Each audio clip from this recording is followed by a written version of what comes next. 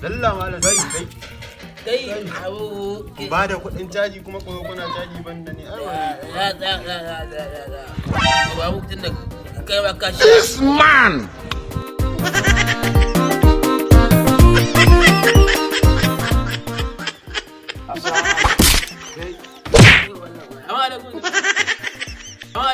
Ustaz, me ya ka kanan gudan ne? Ina ganin fa ustaz ɗin nan makuwaye.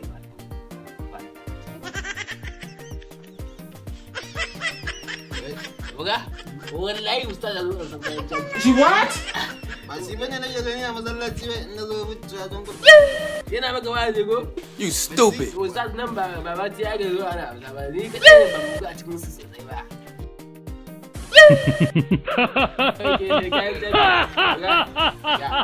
Ustaz, nawa ne a hannun shi? Nawa ne kake da shi? Nawa za ka bada a baka kayan caji? Nawa kuke badawa? 500. Batin, amma ga abin canji. Buga rike wannan. Buga nake ganin 200 ne.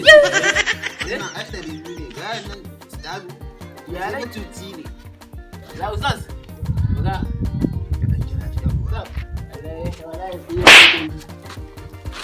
Funka! Kamar ni bugegge ne. Funka! Ko cutar da kuke a wajajen can da shi za ka zo ka muna nan. La uga. Wannan ai 500 ce. She what? Ai uga daya. An zo ka ji. Ba zo. Ustaz. Ya guri mai sai mai bayani.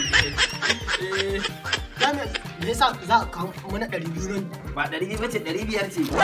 Wanka ina mai magana. Ya guri.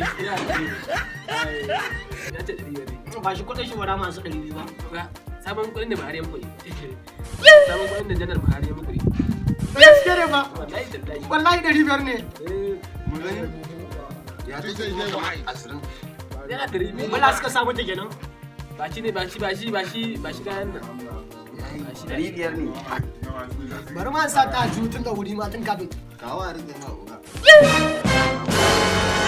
Shiga ya goye a wuce wajen.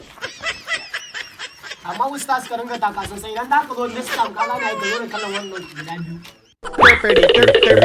Na shige. Funka! Funka!